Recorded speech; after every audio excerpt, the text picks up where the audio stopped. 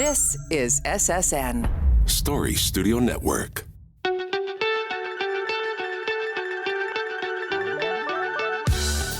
Hi, I'm Dean Gation, and this is the Powerful Connections Podcast. For over 40 years, I've been involved in planning and building high-voltage projects. My company, DGG5 Advising, is the opportunity maker you need for your energy and construction projects. My guests and I are going to share our experiences and how we have brought projects to successful completion.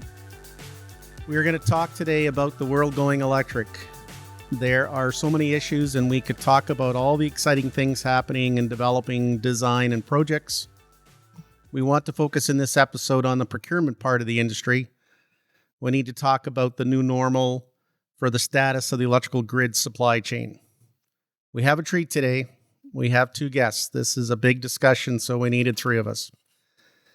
First, please welcome Rob McNeil, President, Composite Power.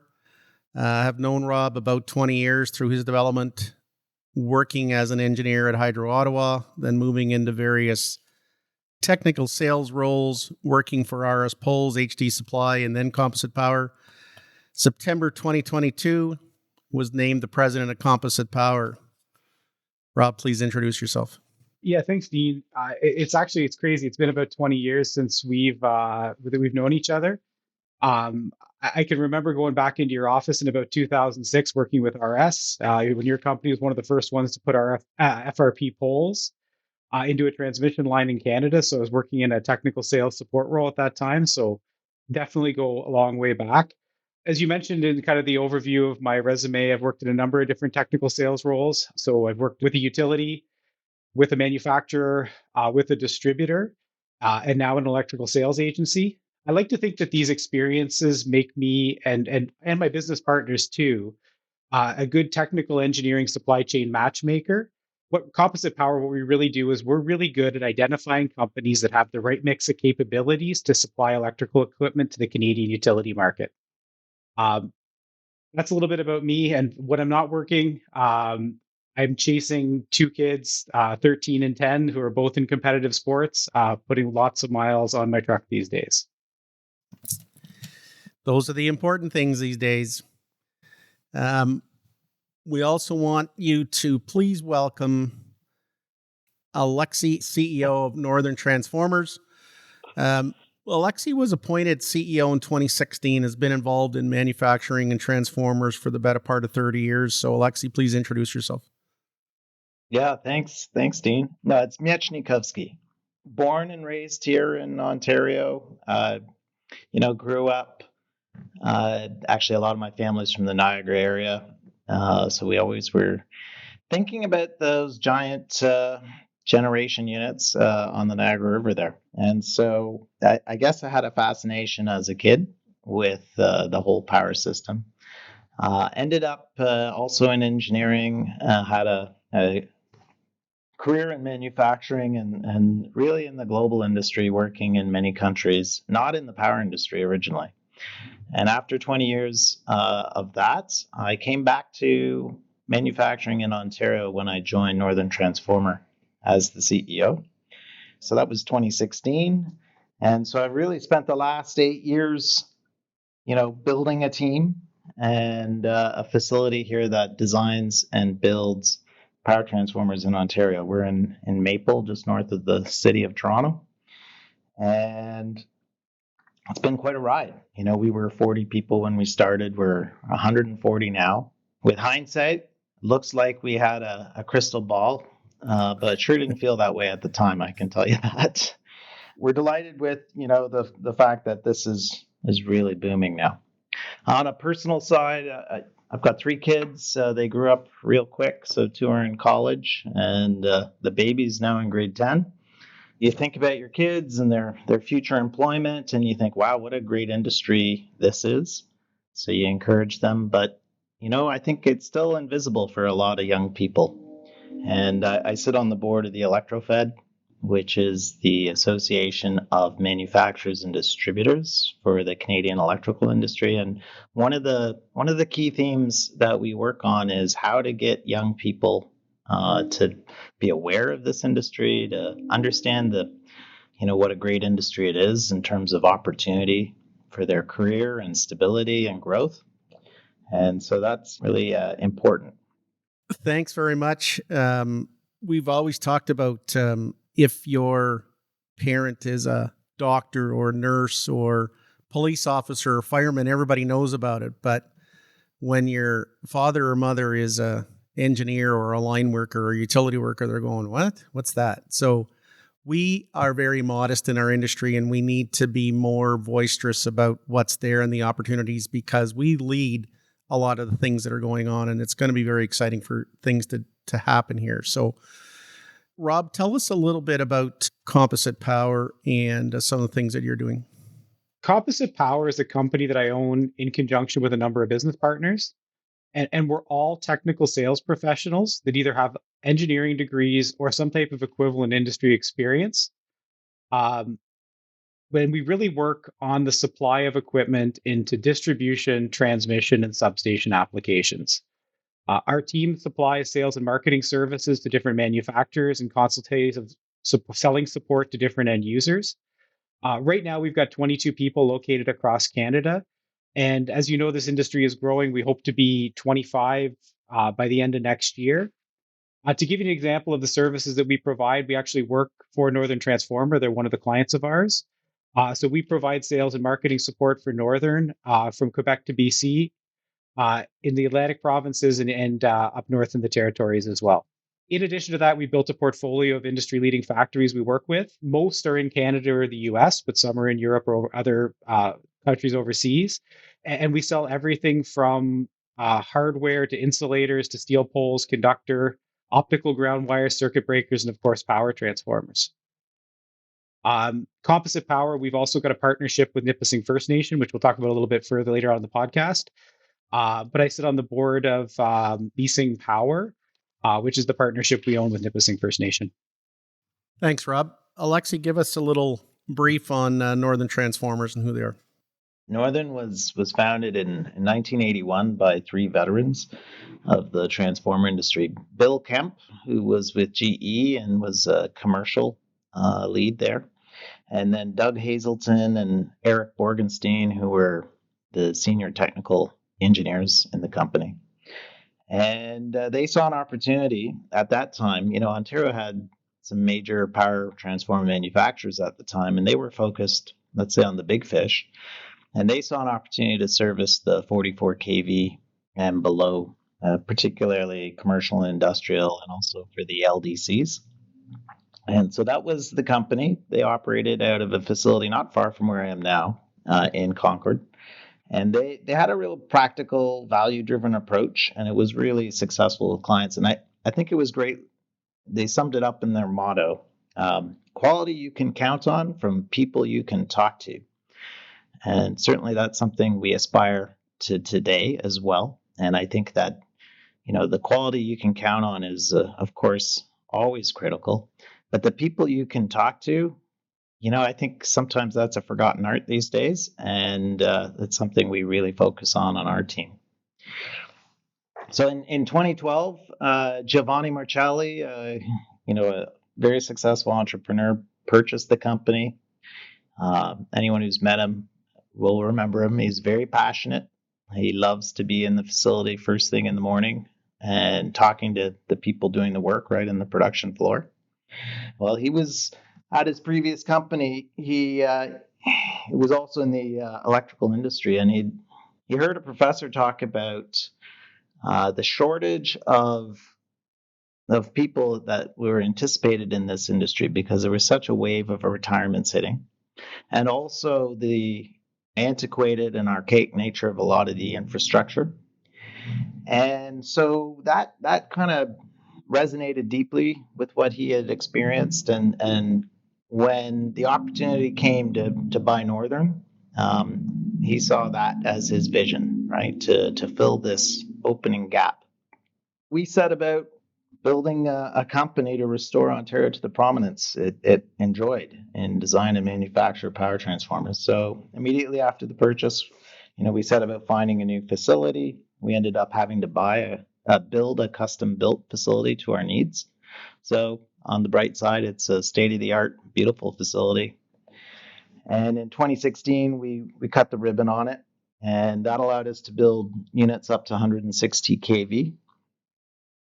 And shortly thereafter, we decided to do an additional expansion, which we cut the ribbon on this year, which brings us up to 240 kV, and depending on the detailed specs, somewhere between 100 and 200 MVA.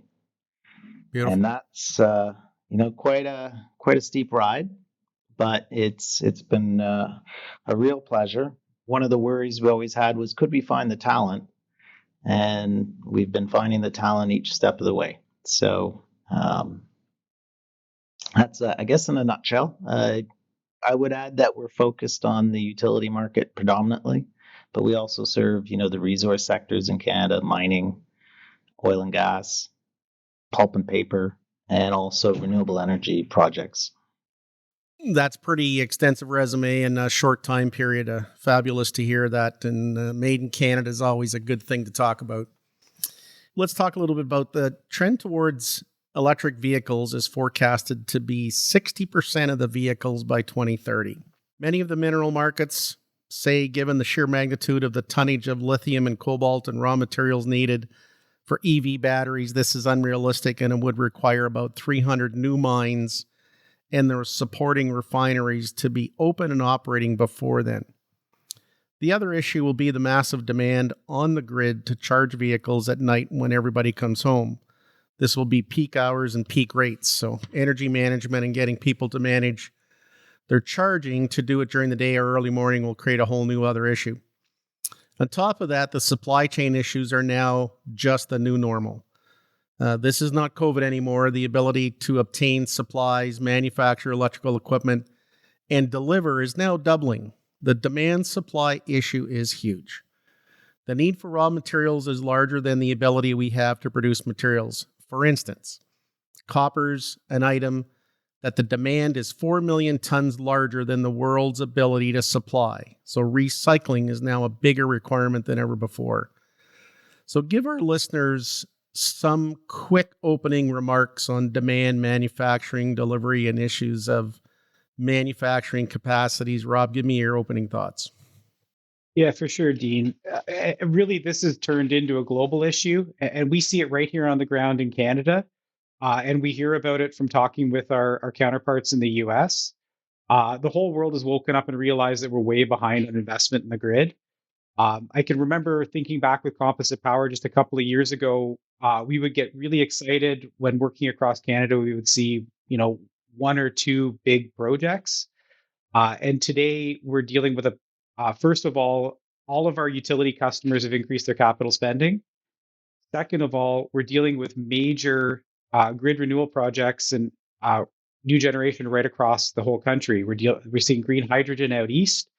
Hydro-Quebec is announcing an expansion program like we've never seen before, and they're already building an HVDC line into the US. We have energy storage projects in Ontario, plus upcoming small modular reactors and new nuclear connections. As we head out west, Alberta is spending again, building transmission lines. We're seeing industrial electrification as well, with a couple of new electric arc furnaces going in across Canada. All of these things mean more poles, more wires, more circuit breakers, more transformers. And candidly, there just wasn't enough capital going into manufacturing facilities prior to COVID to keep up with this. So we're sitting in a position where people are competing for capacity. It means every day we're having to tell customers that, unfortunately, we can't deliver your equipment in 2024 or in some cases even 2025.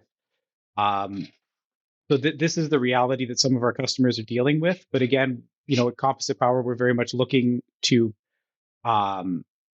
work with our manufacturing partners to help understand our pipelines, the needs, so that they can invest in their facilities and growth the way that they need to.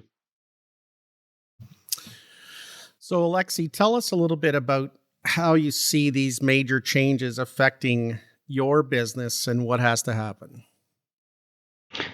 Yeah, it's a similar story for transformers. Maybe one of the more extreme stories in some ways. I think the quality of the products remains critical. The costs resulting from poor quality is off the charts for everybody. there's no ability to sacrifice on quality, and nobody would want to go there. So that, in spite of the strong demand, people are still trying to be very, very careful and don't want to make quick changes in terms of suppliers or sort of Hail Mary supply options. And, for established players, it takes time to scale up. These products are still largely handcrafted, both in the design sense, where the designers are in a very human way working through all the conflicting requirements, and that takes time and skill. And then the products are built by hand largely, because they're so custom and they don't amend themselves easily to automation. So adding capacity is a challenge. The other thing is, of course, as the transformer lead time is extended, it also obscures the fact that the supply chain that feeds the transformer facilities has similar challenges. So even if we could radically increase our capacity overnight, let's say, I don't think we would be able to achieve the inputs of the raw materials in any case. So, if I think of the magnet wire makers, the core steel suppliers, or even for that matter, bushings and LTCs, while everyone's investing in increased capacity, it will take time for all those capacities to come together at the same time to allow us to increase. And of course, we're competing, right? So as you mentioned, electric vehicles and so forth, many of these products compete for the same upstream supply chain constraints. True. Core steel is a classic example. If you consider what happened to core steel over the last 2 years now, many factors all came together at the same time. So you had mills that traditionally made the grain-oriented electrical steel for transformers that started switching some of their lines over to non-grain-oriented for the electric motor market. You had increasing efficiency standards in Europe, in China, in the US, actually coming to Canada too. And those are driving mills to produce higher grades of steel, which result in less capacity on the same line. So as they were switching their lines over to the higher grades, the tonnage came down significantly. Now they're better materials, but still takes time for them to add more capacity. And then on top of that, the war in the Ukraine disrupted the Russian steel supply, which was a significant portion. And China was effectively not exporting. They were consuming their materials domestically. So all of these factors came together, and you saw, core steel prices essentially double or even more than double over the last 24 months. Those things are market supply signals, right? We're in a market economy, and the vendor base is reacting and adding capacity. One of my key suppliers has just put a new line in, fully automated. We're looking forward to seeing the production coming off that line now. Good. So it's coming, but all these things take time to trickle through. What do you see as some of the big positives in the trends and changes, Alexei? Well, I think it's fantastic that the amount of investment is starting to be made here at home. So, I think 100 years ago, when we think about it, people were also at a time where the electricity network needed an incredible upgrade, right? So the cities and towns had power, but the rural areas didn't. People saw the opportunity and the quality of life that came with a reliable electricity supply. And so, everyone knew that it had to be done, but they didn't know how to pay for it. And it just feels like a real echo of that today, where we know we need to make these investments, but we're struggling with how to pay for them. But at the same time, you go look at OPG has a little museum by Big Chute, Ontario. So there's an old power dam there. And when they decommissioned the old powerhouse and built a new one a few years ago, they left the old powerhouse, and you can walk through, the feedstock pipes, and you can see the turbine and the generator and so on. And, the brass nameplates are all there still. and you can read Hamilton, Peterborough, Toronto, Montreal. That's where all the stuff was made. So the country made a massive investment for the right reasons, but they also were able to retain a lot of the benefits of that investment throughout the economy and by investing at home. And I think that's the real bright side. The opportunity here is to, really build our sector from top to bottom. And I can tell you, like with Northern Transformer, when we build a transformer, almost all of our suppliers are here in Ontario. Good. So our core steel, our magnet wire, our insulation systems, our even the luminol from Petro-Canada. So there you go.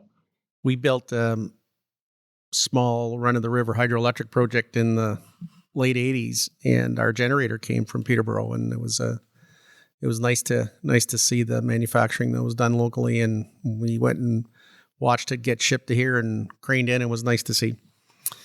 Rob, where do businesses need to focus on improving their ability to get items they need? Let's go back to that comment I made a little bit earlier about this idea of a bit of a competition for capacity. When I say that, I'm not suggesting that people need to abandon their RFP processes and go into panic buying mode. What I'm more suggesting is that customers need to recognize that factories with limited capacity will tend to contract with customers that are better organized, clear with their requirements, and then can move forward in a timely fashion. So people that are easy to do business with, that are investing in a supplier-customer relationship, companies with old and incomplete specifications, unclear demand forecasts, or long, complex processes, they might just find themselves on the outside looking in and dealing with their second or third choice for suppliers. So people will be able to find the equipment they need. If you want to work with the top tier partners, the best in the industry, make sure you're coming forward with a clear set of specifications and you understand your process and what you want to go through as that's happening. Second, innovation. This is an area, go to conferences all the time in our industry. There's a lot of talk about innovation, energy storage, grid modernization. Our industry is really big on talk when it comes to innovation. We really need it. We need more of it. But execution is really lacking due to regulatory barriers and underdeveloped risk management frameworks.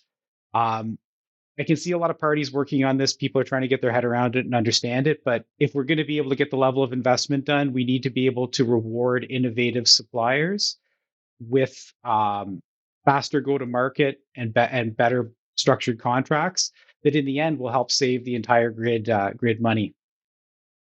The last thing is networking and development. I see a lot of young engineers, younger people in this industry that are trying to learn the industry behind their desks or behind their computer. Work from home is great when it comes to flexibility, lifestyle, all these types of things. But it's really hard to create a business network from behind your desk. We need to get the next generation of leaders out. Alexi mentioned he's on the board of Electrofed. That's a great organization. There's also things like the EDA, CanRIA, Electricity Transformation Canada.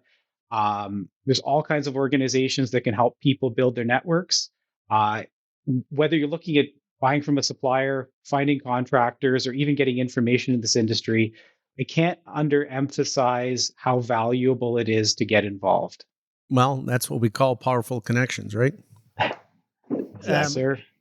Do you feel, Alexi, that the industry, contractors, customers, users of your products and services realize that planning needs to go from a few weeks and months to a year or more as procurement plans and procurement purchases? Do they know they need to get to a year or two ahead of their requirements, just change their mindset and their planning? I think the message has gotten out there at this stage. 2 years ago, there was sort of shock and questioning. And at this stage, most people know, they don't necessarily know how bad, right? They sort of ask and they wince and they wait for the answer. And you can see them tense up until they find out whether or not their project can be delivered to meet their schedule. I mean, in terms of transformers, which are, again, from what I've heard, the hardest nut at the moment. Some factories are 3-4 years booked up. Most product categories are around the 2-year mark, I would say, at the moment. But I can tell you, if you're hoping to do a project even in the 3 or 4 year time frame, you should already be talking to at least a short list of partners and making sure they're aware. And that communication is the name of the game here, right? Manufacturers don't want to disappoint, and will absolutely work, as Rob was saying, with people who are open and clear about what they need. And I reserve production slots for good clients all the time, and try to make sure that they're successful, because I know that's a big part of being a good supplier to them. We also have clients who, have really good visibility of their schedules and have literally booked slots out to 2030, Wow. which I couldn't imagine happening years ago, but that's the reality now. So that's, it's nice. And, the upside to this is it unlocks the opportunity for us to put in more capacity and to invest in the future. So, Rob, we see the, talk about the climate change and how it's affecting us in many ways. And storms are more severe and more often, and materials needed for utilities to be available is increasing, damage is worsening. What are your suggestions and thoughts on more materials readily available? We're consulting with our customers all the time, Dean, bringing factory experts in to work with the different engineering departments. And we see a lot of pull in, especially from the T&D engineers looking at system hardening. And of course, manufacturers are responding with products that can help increase the level of reliability. And this is everything from new types of conductor to deliver more power, to different structure types. And again, it kind of maybe ties back to some of the comments that had an innovation before. This industry could be very stuck in its ways. There's some things that have worked very well for the last 100 years, but we need to be looking beyond it. I'll use the example of wood poles. I understand why they're easy to climb and easy to work with. They're effectively ingrained in our customers' DNA. But I still don't understand why they live with them getting destroyed by pests and woodpeckers and storms all the time. Engineered materials are available. They can be used to engineer the grid, to harden it. Design codes are already adapted for their application.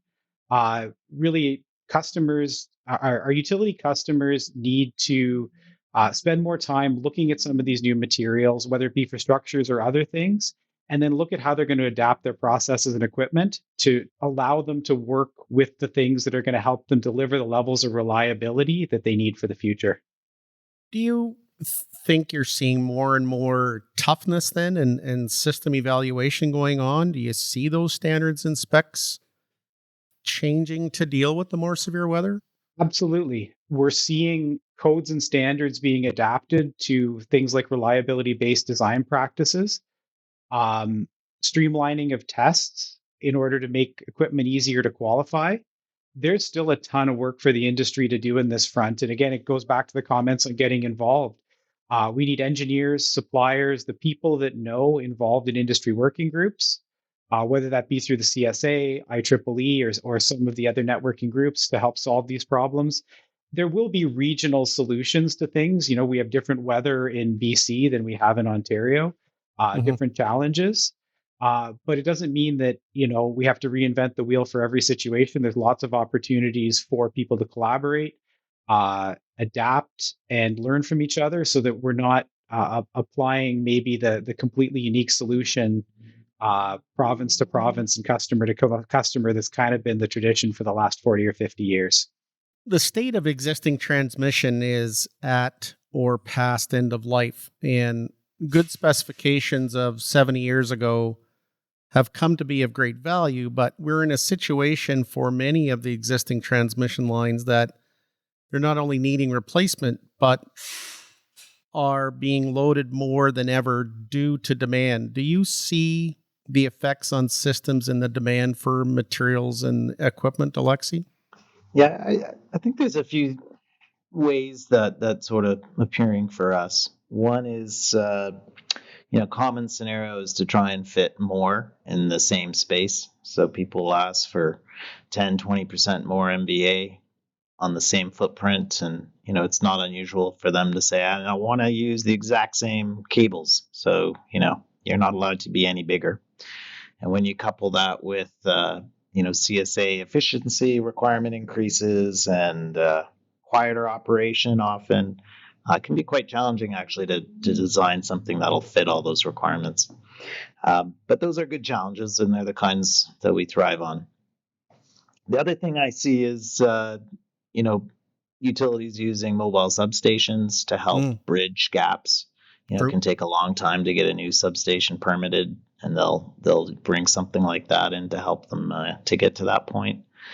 And monitoring, there's been a lot of, I would say, experimentation, dabbling even with monitoring over the years, but I do feel like it's maturing, and there's some good open standards there. So, a mature system that's got some open standards so it can fit into many different client networks and situations.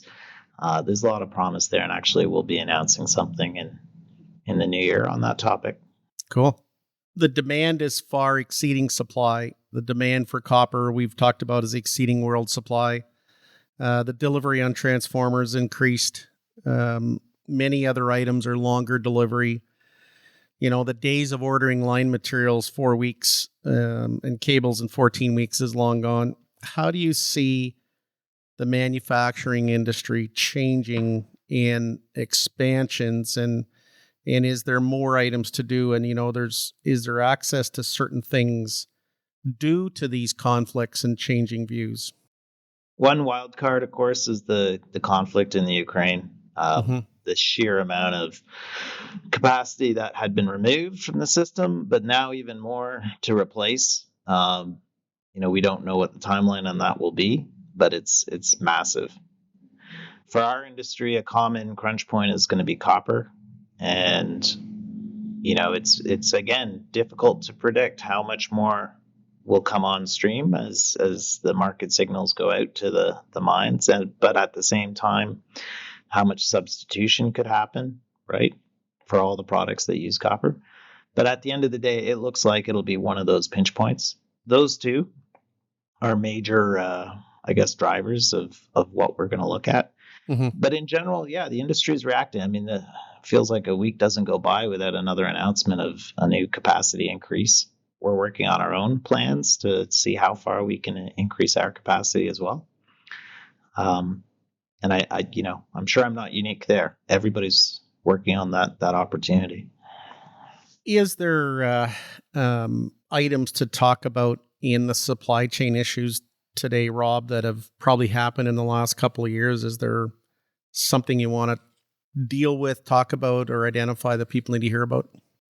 I think in terms of the supply chain issues, over the last few years, we've seen factories go through a number of challenges. So through COVID, we dealt with, of course, supply disruptions, and then absenteeism in factories.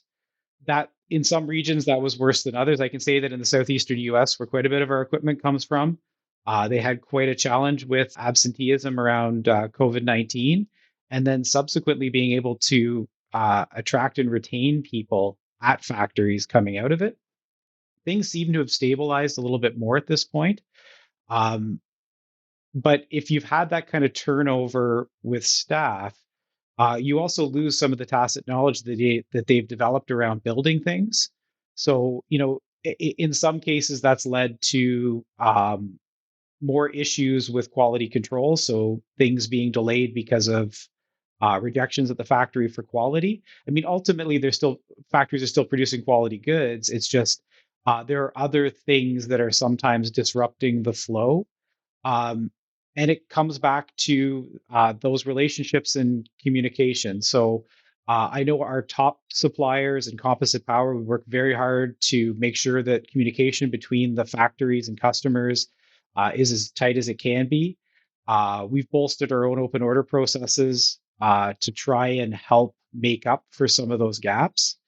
Because it's all about setting expectations, making sure our customers know when the equipment's going to show up.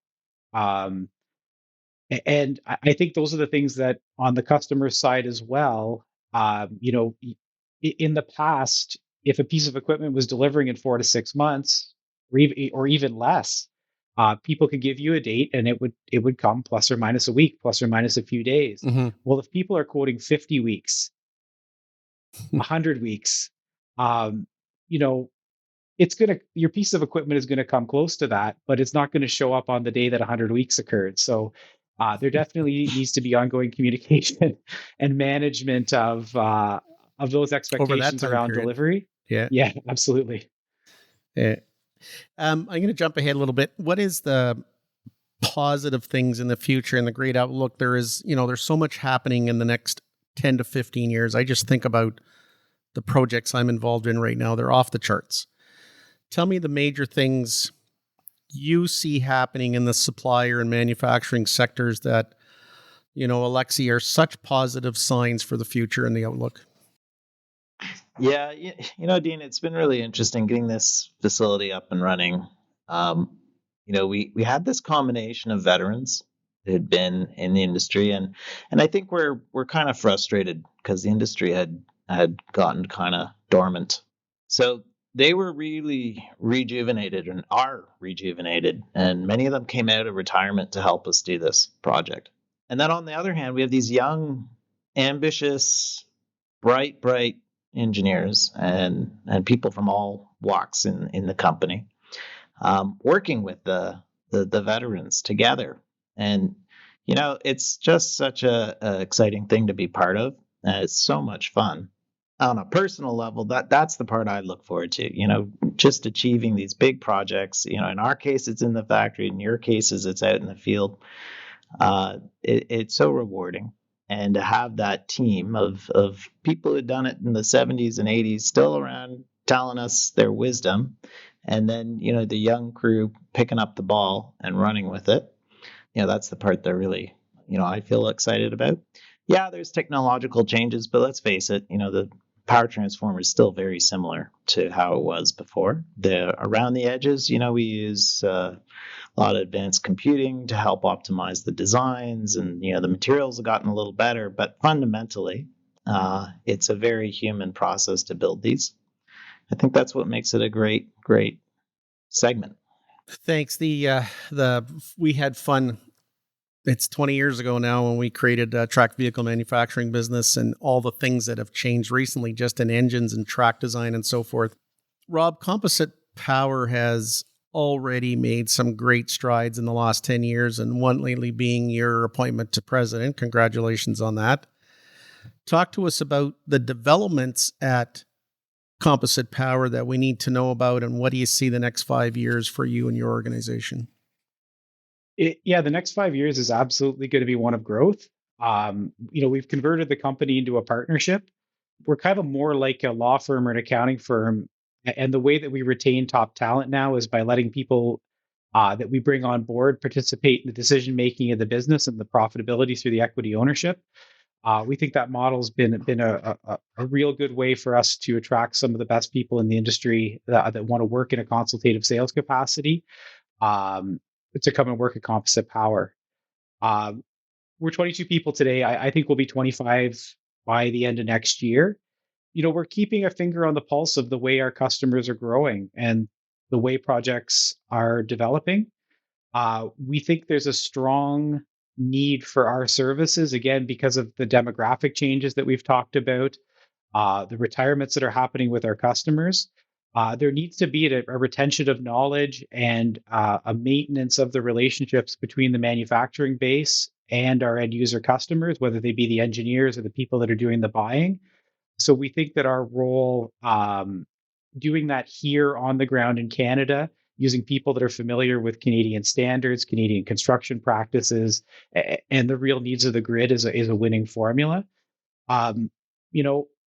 We can't manufacture demand for some of the things that we sell, but the fact of the matter is our customers are ready with some of the biggest capital budgets that they've ever had, whether it be new projects, and we're ready to support it. So we want to grow our team accordingly and keep developing the market that way. Going to be exciting. The next big discussion these days is around manufacturing capacity, and we've touched on that a little bit, Alexi, already. But what are the items manufacturers have to deal with in deciding to stay the course with the people and the manufacturing capacity they have? Or do they go to more shifts or even invest in expanding? So many items in the risk discussion of financing, the time to design, procure new building and equipment, the time to build a new facility, and then finding and training new people. Tell us a little bit of that balancing act and risk management and decision-making you're going through these days. The first priority is do as much as you can with what you have now. Mm-hmm. And, that means really looking at the bottlenecks, looking at your value streams, making sure you're getting as much as you can from the team that you have. And then adding more people, adding shifts, adding space, those things start to come up. In our business, every time you make an adjustment, your bottleneck moves around. So keeping a really clear view of how things are flowing and addressing those bottlenecks. But eventually you're going to get to the point where you're going to have to make some big decisions around investment. And, that's where, communication with your clients and your suppliers and to the extent you can, holding hands with them and jumping onto the next big investment. Permitting, construction costs, you're competing with in a very, very tight industrial market, land and so on. All that's a challenge. But on the bright side, what we found is that it all still works. You can get it done. And we've got a project completed, and we're very happy with the quality of the work that was done. It was done on budget and on time. It was a slightly adjusted timeline due to COVID, but still, I'm delighted with having it done, getting the ribbon cut. So, it's doable. I look at it that way. I'd also say we are still finding talent. We're finding young people who want to work in our facility. I know there's a lot of people saying it's really hard to find talent, and I have sympathy for it. But my belief is that if you give them a good place to work, you give them clean, safe, an environment where they feel respected as individuals, the management team knows their first name and comes and says hello to them every day. Those basic things, they solve that challenge. We're finding the people, and I actually don't think that'll be the major challenge going forward. The high interest rates, of course, that makes everything a little bit harder to get over the line financially. Let's talk about the item we mentioned earlier in the episode, the Indigenous relations. Very high priority. Great innovation of partnering with Nipissing First Nation to create and launch BSync Power. Rob, Christine Goulet is doing a great job. Hydro and OPG are already big customers. Talk to us about the development and the plans you and Christine have for the future of electrical supply in Ontario and Canada. Yeah, we're very excited about the future for BSync Power. Going back a step, I need to give some credit to Christine and to Richard Boy for developing the partnership and kind of seeing the future there. They really understood the need for capacity building in the north. And that's got a couple of meanings for us. When it comes to BSync Power, one of the direct things we're trying to do with that company is create jobs at Nipissing First Nation, so that highly skilled people like Christine can live and work in their home communities.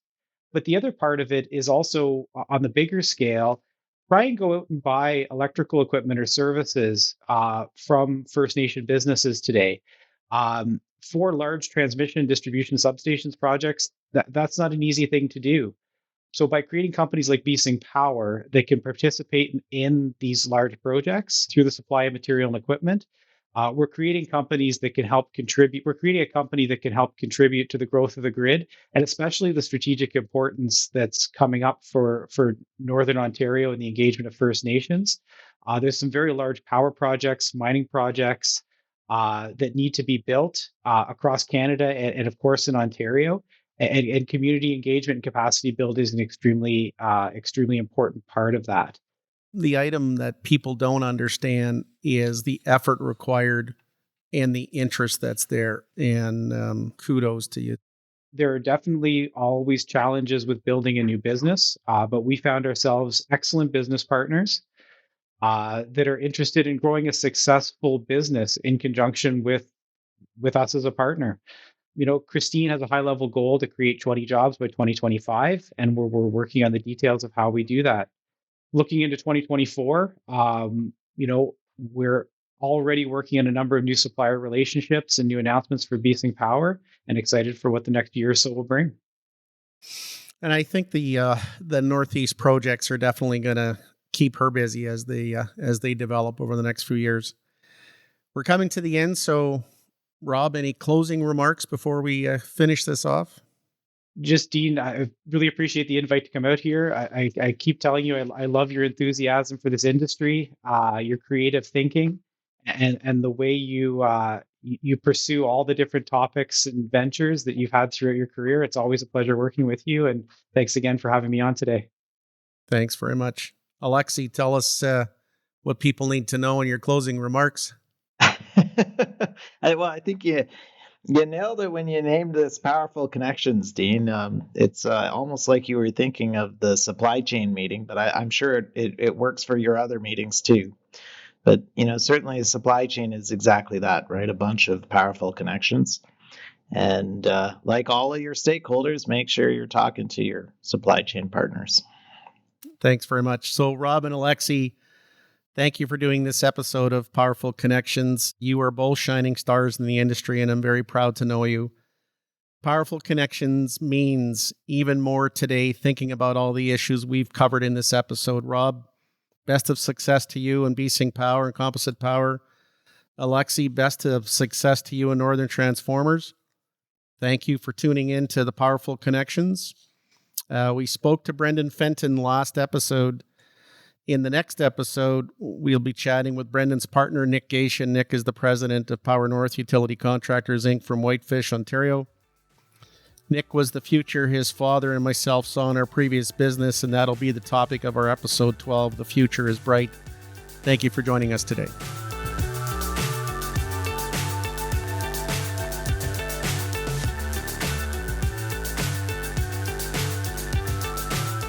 Thanks for listening to this episode of Powerful Connections.